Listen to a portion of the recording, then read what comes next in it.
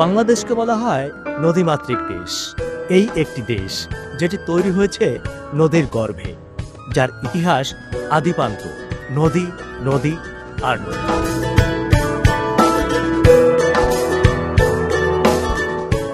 তবে এই নদী কোথাও আনন্দের, আবার কোথাও বেদনা। মানুষের জীবনযাত্রা ও সহজ সড়ক যোগাযোগের প্রয়োজনে দেশের নদীগুলোতে তৈরি করা হয়েছে অসংখ্য ব্রিজ। প্রয়োজনের জরুরি চাহিদার ক্রমানুসারে তৈরি করা হয় এই ব্রিজগুলো। এলাকার মানুষদের জীবনমান উন্নয়ন ও সহজতর করতে এই ব্রিজগুলোর প্রয়োজনীয়তা ব্যাপক। তবে জনগণ চাইলেই যে সবকিছু বাস্তবায়ন হয় সেটা কিন্তু ঠিক না। মানুষের প্রয়োজনেই যে ব্রিজ হয় এ কথাটাও সব ক্ষেত্রে ঠিক না। এমন একটি ব্যতিক্রমী ঘটনা দেখাবো আজ, যেখানে স্বার্থ আর অপরাজনীতির শিকার লাখ।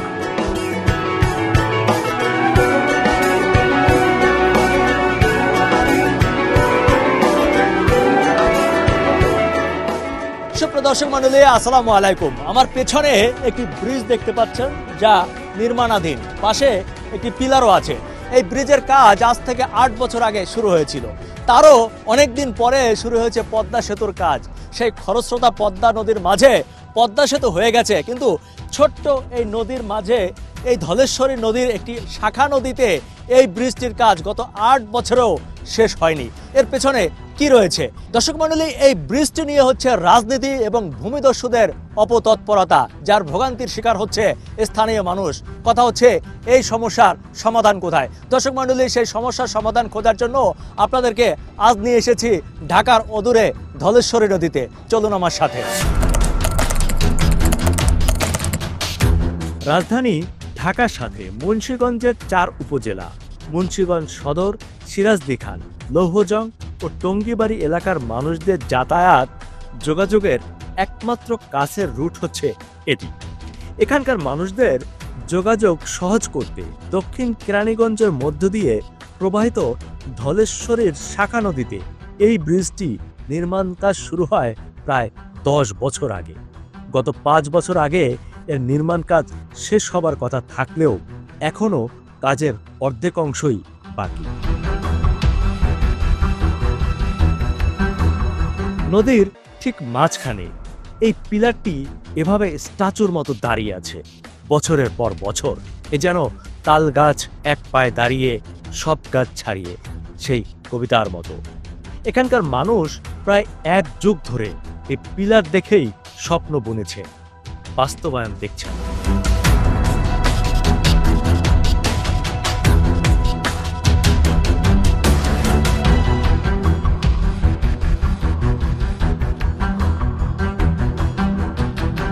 দেখতে পাচ্ছি যে একটা ব্রিজের কাজ চলছে, অথচ আপনারা এখান থেকে পার হচ্ছেন। এই ব্রিজের কাজগুলো কেন হচ্ছে না জানেন? উনি বলতে পারবে। জি ভাই, একটু বলুন।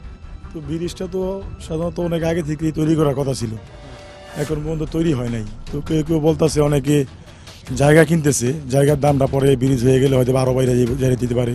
এই কারণে বড় সিন্ডিকেট পার্টিরা জায়গা কেনার জন্য এই ব্রিজটা এখন পর্যন্ত কমপ্লিট হইতেছে না।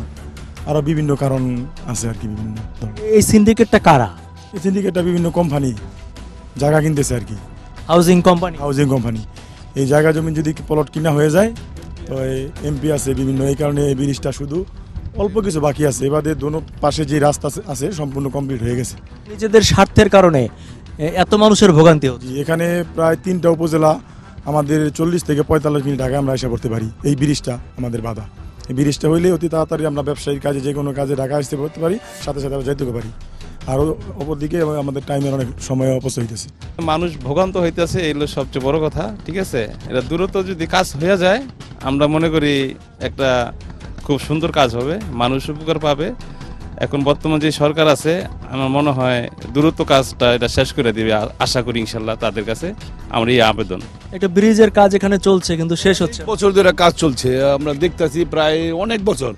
বলা বাহুল্য যে ওই মোরা যাতায়াতটা যদি যে হাজার হাজার লোক এখানে চলাফেরা করে, যাতায়াতটা যদি এই ব্রিজটা যদি সুবিধা হতো, ওই মোড়ার জমির মানুষের অসুখ বিসুখ আবে যাবে অ্যাম্বুলেন্স দিয়া দ্রুত হাসপাতাল নিতে পারতো, যাইতে পারতো, অনেক সুবিধা হইতো। কিন্তু এটা তো দেখে যে পাশে ওমরা ওই যে বিশেষ করে আমার মনে হয় আর কি হাউজিং এলাকার ওমরা এই জমি এইটা করণের লেগা তাদের প্লট সস্তায় কেনানোর জন্য কৃষকের এই জন্য এটা বন্ধ করে রাখছে। মানে কৃষকের তো জমি কিনা তারা বরট করে প্লট করে বিক্রি করে দিব, অথচ আমাদের দেশের কৃষির জমি জমা কিন্তু শর্ট খেয়ে যেতেছে। এই যে শাকসবজি টাটকা খাইতেছি পাইতেছি, এখনো পাইতেছি, সামনে পাবো কিনা তাও বলা মুশকিল। এরা আগে বরট বন্ধ করতে কন, যে বরট যাতে করতে না পারে এই দেশে, কোনো হাউজিং এর ব্যবসা বন্ধ করে দিতে কন, তাইলে আমাদের দেশের যোগাযোগ ব্যবস্থা করলে তারা সুবিধা ভোগ পাইব।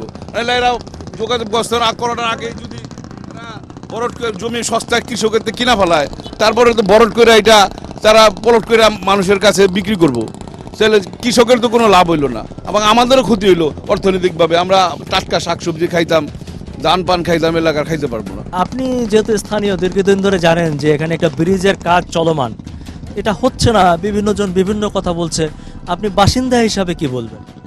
বাসিন্দা হিসাবে আসলে আমাদের এই ব্রিজটা প্রায় তো পদ্মা সেতুর আগে শুরু হয়েছে, কিন্তু আজও পর্যন্ত এই ব্রিজটা সমাপ্ত হয়নি।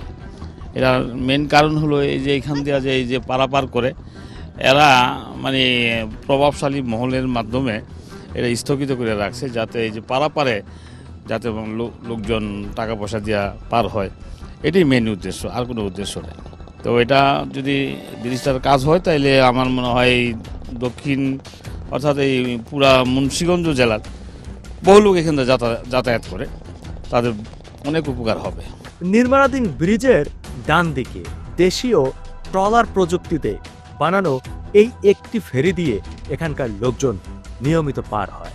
এই ফেরিতে লোকজন চলাচল করতে পারলেও এতে কোনো যানবাহন চড়তে পারে না।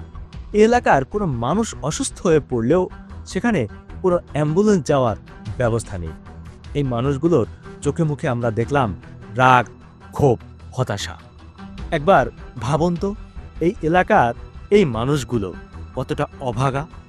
ব্রিজ হচ্ছে করে কেটে যাচ্ছে বছরের পর বছর।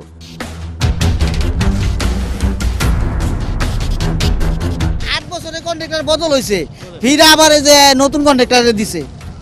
8 বছর আগে এক কন্ট্রাক্টর কাজ করছে, এই কন্ট্রাক্টরের মেয়াদ শেষ 8 বছরে, হ্যাঁ আবার অন্য নতুন কন্ট্রাক্টরে দিছে। এটা হলো কিছু আছে, ওই যে প্লট ব্যবসায়ী আর আছিল ওই মন্ত্রী আছিল, এক কাজ সাজিয়ে এরকম হয়েছে। এই ব্রিজটা তো বিলম্বিত হয়েছে। আরো 5 বছর হইব না, ওইলে যদি লক্ষ লক্ষ উঠতেছে, এটা বন্ধ হয়ে যাবো না, খাওয়া বন্ধ হয়ে যাবো না। এমপি মন্ত্রী খাওয়া এটা তো পলাইছে, এক গ্রুপ তো পলাইছে, আরেক গ্রুপও খাইতে আছে, খাওয়ানোর লেগে এরকম করতে আছে। আপনারা যাতায়াত করেন মাঝে মাঝে? হ্যাঁ, মাঝে মাঝে করা হয়। কি সমস্যা হচ্ছে? এই যে আমার মার আজকে শরীর অসুস্থ, খুব কষ্ট হইতাছে এখান থেকে এখানে পারাপার করতে। হ্যাঁ, আমাদের জন্য অনেক প্রবলেম হয়ে দাঁড়াইতেছে মাঝে মাঝে, কারণ অসুস্থ ব্যক্তি নিয়ে এটা পারাপার করতে খুবই কষ্ট হইতে, যার জন্য মনে করেন হ্যাঁ সেটা ছোট্ট একটা বোর্ডের মতো, এটাতে তো আর অ্যাম্বুলেন্সও উঠতে পারে না। জি জি জি হ্যাঁ, গুরুতর যদি কেউ অসুস্থ হয়ে যায়, ওইখান থেকে এখানে হাইটে আসতে অনেক কষ্ট হয়ে যায়। মাঝে মাঝে পায়ে ব্যথা থাকলে বয়স্ক মানুষরা ঠিক মতো চলাচল করতে পারেন, এটা আমাদের জন্য খুব একটা সমস্যার সম্মুখীন হতে হয় আর কি। ভাই ফেরির ইনকাম বন্ধ হয়ে যাবো যদি এই ব্রিজ হয়ে যায়, এই জন্যই হয় না। ফেরির ইনকামটা বন্ধ হবে দেখেই এই ব্রিজটা হচ্ছে না। এই কিছু প্রতাপশালী লোক আছে, এদের জন্যই হয় না এটা। কেউ তো বলতেছে যে আপনার ব্রিজ হলে আপনাদের এই ট্রলার বন্ধ হয়ে যাবে, আপনারা নাকি বিভিন্ন লিঙ্ক টিঙ্ক করে উপর মহলের সাথে যোগাযোগ করে এটা বন্ধ করে রাখছেন, জানেন এর ব্যাপারে কিছু? আমি এই ব্যাপারে জানি না।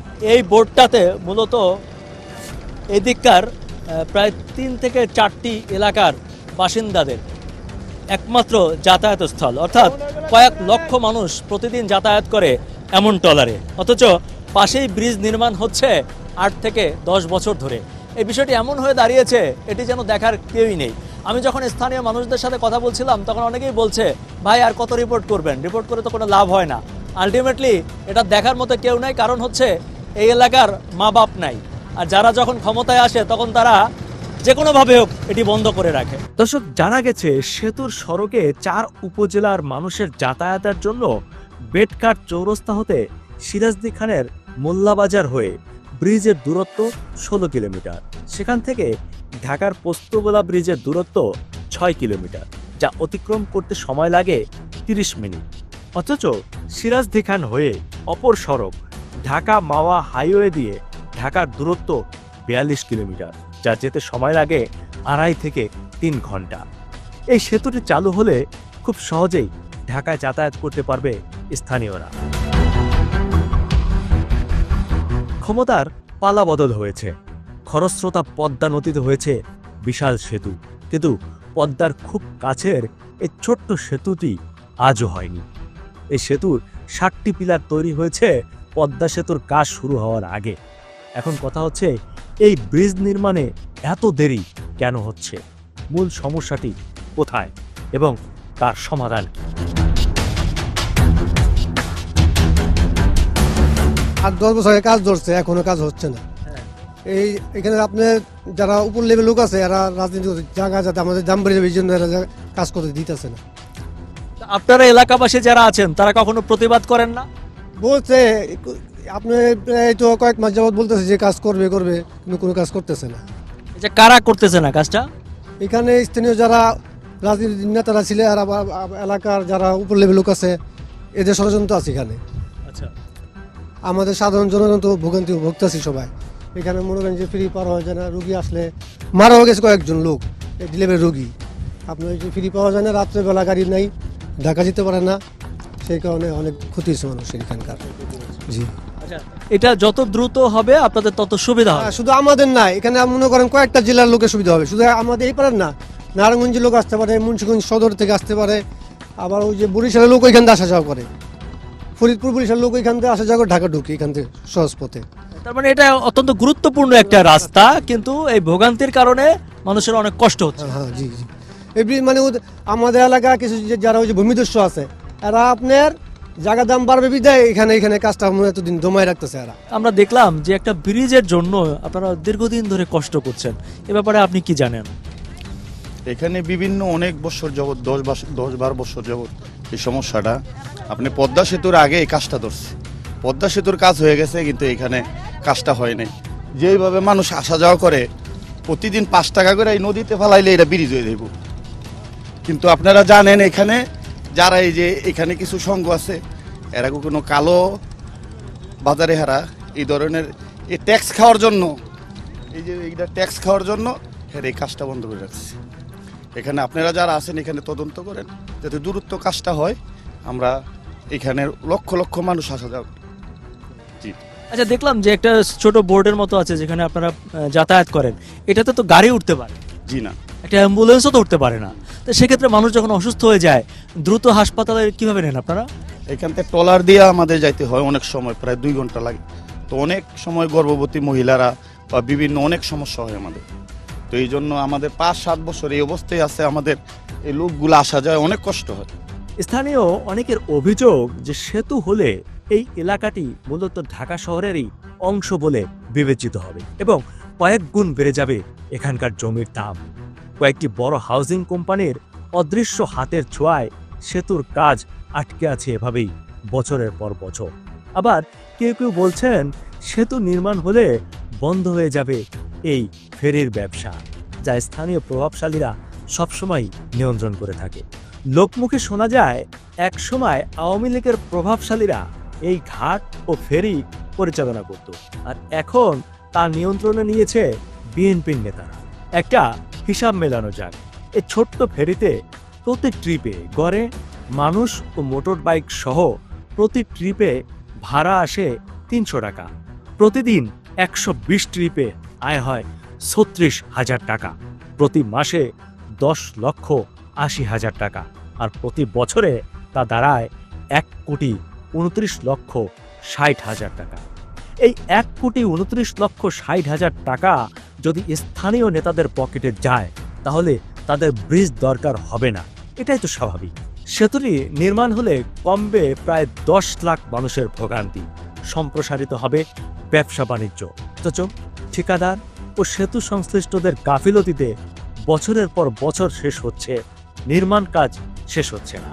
33,27,42,000 টাকা ব্যয়ে এই ব্রিজটি নির্মাণ কাজ শুরু হয় প্রায় 10 বছর আগে। এর আগে 6 বছর ধরে চলে এর জমি জরিপ ও অন্যান্য কাজ। 13টি খুঁটি, 12টি স্প্যান, 252 মিটার দৈর্ঘ্য ও 9.8 মিটার প্রস্থের সেতুটি নির্মাণ কাজের দায়িত্ব পান সুরমা এন্টারপ্রাইজ নামে একটি ঠিকাদারি প্রতিষ্ঠান। এরপর সেতুটির 8টি পিলার ও 2টি স্পান বসানোর পর থেমে যায় এর নির্মাণ কাজ। জরাজীর্ণ অবস্থায় পড়ে আছে নির্মাণ সামগ্রী।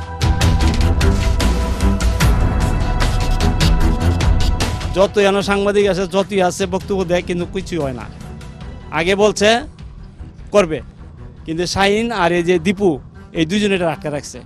আমাদের মুন্সিগঞ্জ ডিস্ট্রিক্টে অনেক চলাচল, প্রতিদিন 1.5 লক্ষ লোক চলাচল করে। এরা কারা এই যে দুজন? এই যে আওয়ামী লীগের লোক আছিল দীপু শাহিন, এরা এই গুদারা ইয়া করে এই প্রতিদিন গুদারা 2 লক্ষ টাকা রুজি করে, এরা বন্ধ করে রাখছে। কতদিন ধরে ব্রিজের কাজ চলছে? ও তো অনেক 2016 সাল থেকে শুরু হয়েছে। হ্যাঁ, প্রায় 9-10 বছর হয়ে যাচ্ছে। তো এটার এত দেরি হওয়ার কারণ কি? তো কন্ট্রাক্টর বলতেছে যে হ্যাঁ যেই কামের রেডের মাল কাম নিছে এই রেডের কাম পোষাইতেছে না, এই জন্য এরা এই সুরমা কোম্পানি এই কাম ছেড়ে দিয়ে গেছে। এই ছেড়ে দিয়ে গেছে, নতুন কোনো কন্ট্রাক্টর আইলে কাম চালু করবে। আর এদিক দিয়ে আরেক কন্ট্রাক্টরের কাম, 2 কন্ট্রাক্টরের কাম নিছে। যেটা সুরমা কোম্পানির কাম হলো মাছ নদীর ভিতরে, নদীর কামটা হলেই এলাকাবাসীর দুর্ভোগ শেষ হবে। এই হলো এখন আটকায় আছে কোন জায়গাটায়? আটকায় আছে যেমন মাঝখানে যে এই যে কাজটা আছে, এই কাজটা যদি দরপত্র হয় তাহলে যে নতুন কন্ট্রাক্টর আসলে তাহলে কামটা সাকসেসফুল হইবে। মানে এখানে ব্রিজ একটা, কিন্তু কন্ট্রাক্টর হচ্ছে দুজন। মানে নদীর মাঝখানে একটা সুরমা কোম্পানি, একটা হলো কিংডম কোম্পানি। নদীর মাঝখানে এক গ্রুপ কাজ করছে আর সাইডে আরেক গ্রুপ কাজ করছে। এখন মাঝখানেরটা বন্ধ আছে কারণ এখন কোনো কোম্পানির হাতে নাই। না, নতুন করে কন্ট্রাক্ট দিছে শুনতেছি আর কি আমরা, এই আর কি করে দিলে তখন কাজ শুরু হবে। আর সাইডেরটা কাজ শুরু হয়ে গেছে, সাইডেরটা অলরেডি কাজ চলতেই আছে। হ্যাঁ, আপনার কি মনে হয় যে এই কাজ কতদিন নাগাদ শেষ হতে পারে? নতুন কোম্পানি আইসে যদি এরা কিভাবে করে এলো ব্যক্তি যে কাজের গতি বুঝা বলতে পারবো যারা কিভাবে কাজ কতদিনে কাজ কমপ্লিট করতে পারে। তার মানে 10 বছর লেগেছে, আদৌ আর কবে শেষ হবে তার কোনো ঠিক ঠিকানা নেই। এটা কোনো বলা যায় না, এখনো বলা যায় না। দীর্ঘদিন এমন অবস্থায় পড়ে থাকার পর নতুন আরেকটি প্রতিষ্ঠানকে দেওয়া হয় সেতুর বাকি অংশের নির্মাণ কাজ। সে কাজের গতিও কচ্ছপ গতির চেয়েও ধীর গতি। সেতুর কাজ সরেজমিনে দেখতে আমরা উঠেছিলাম সেতুর একেবারে উপরে, নির্মাণ কাজ যেখানে চলছে। কাজ কতদিন বন্ধ ছিল?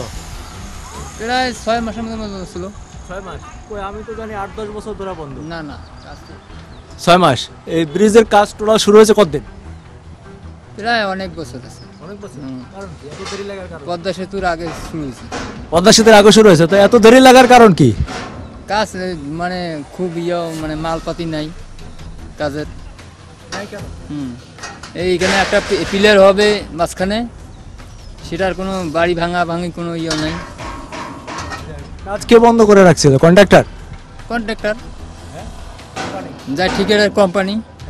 তারা বন্ধ রাখছে। এখন আবার চালু করলো কেন? আবার নতুন করে চালু করছে। নতুন মানে আগে যে কন্ট্রাক্টর দিছিল সেই কন্ট্রাক্টর চলে গেছে, আবার নতুন করে ঠিকাদার হয়েছে, সেই ঠিকাদার কাজ। এখন কতদিনে শেষ হতে পারে ব্রিজের কাজ? ব্রিজের কাজ আর বেশি দিন লাগবে না, প্রায় ওই মাঝখানের লোকও আসি গেছে, এটাও আমরা করব। আর তারপরে এটা যখন ব্যাস ঢালাই হবে তারপরে এটা বেশি দিন লাগবে না। কাজের এই অবস্থা কেন জানতে চেয়েছিলাম এখানকার সাব কন্ট্রাক্টরের কাছে। এই কাজটা তো দেখলাম মাঝখানে দীর্ঘদিন বন্ধ ছিল, এটার কারণ? এই কাজ এই যে সেটা কোম্পানির ব্যাপার, এটার বিল নিয়ে হয়তো কিছু সমস্যা হইতে পারে এই জন্য। কিন্তু কোম্পানি কাজটা করবে কেমনি? যেমন এই স্ল্যাব আমার হয়ে যাচ্ছে এখন, এই মাসের মধ্যে ঢালাই হয়ে যাবে গাটার স্ল্যাব।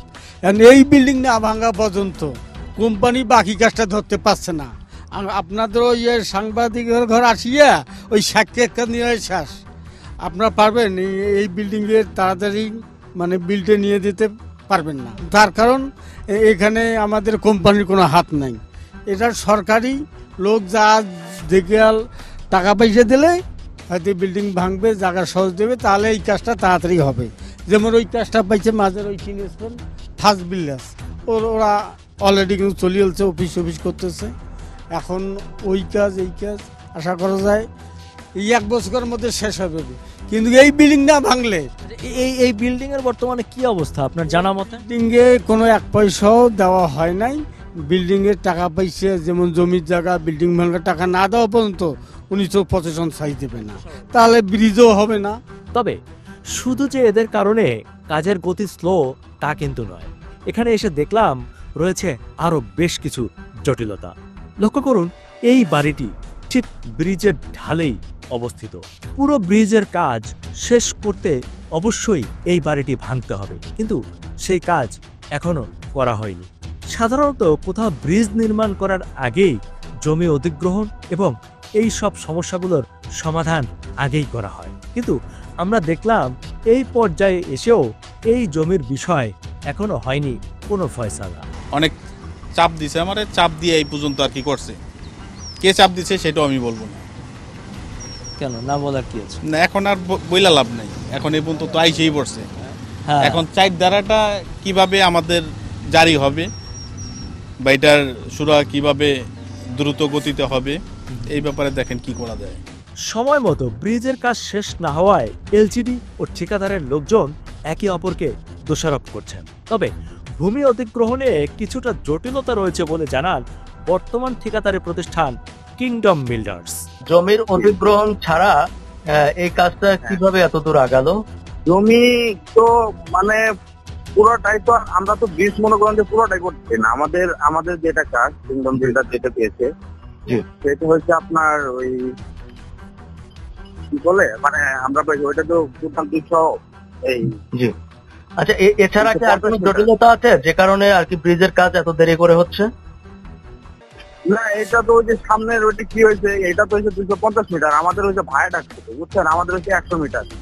আর ওই 150 মিটারে কি সমস্যা ওইটা আমি জানি না, ওটা হয়তো আমি যতটুকু শুনছিলাম যে ওইটা রিটেন্ডার হয়েছে, আবার হয়তো বা কেউ কাজটা পাইছে, ওনারা আর কি ওটা করবে আর কি। আমাদের 100 মিটার জমি চললাম তো ওই সমস্যাটা, ওইটাও যতটুকু শুনলাম যে ওইটা আলোচনা হয়েছে আর কি, কিছুদিনের মধ্যে হয়তো ওইটা আমার ইয়ে করে দিবে আর কি।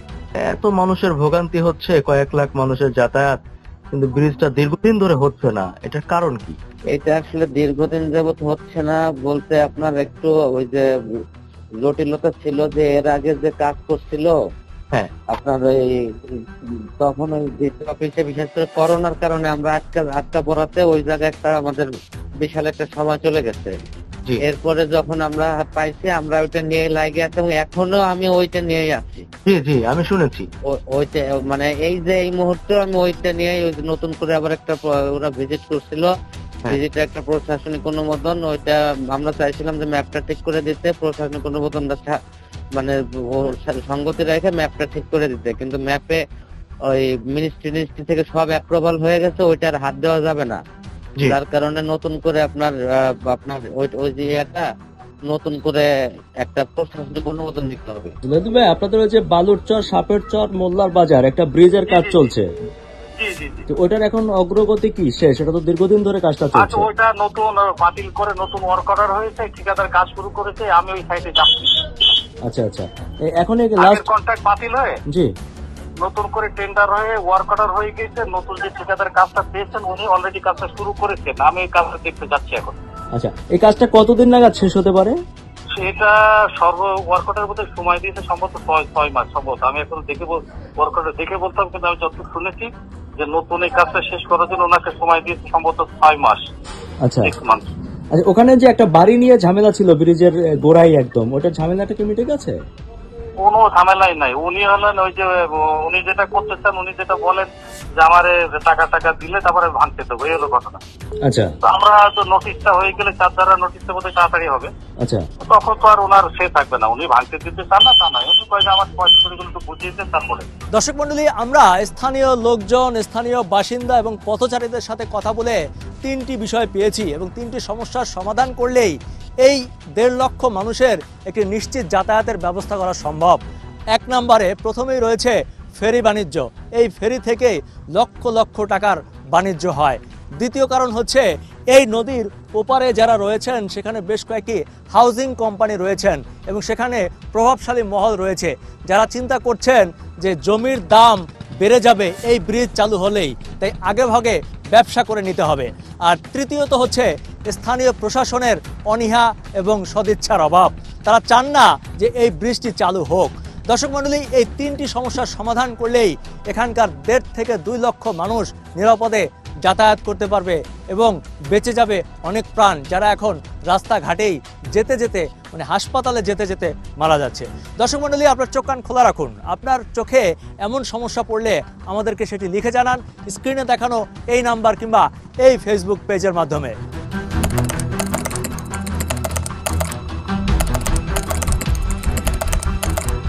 আজকের মতো বিদায় নিচ্ছি, দেখা হবে অন্য কোথাও অন্য কোনো বিষয় নিয়ে। সে পর্যন্ত সবাই ভালো থাকুন, সুস্থ থাকুন, নিরাপদে থাকুন। খোদা হাফেজ।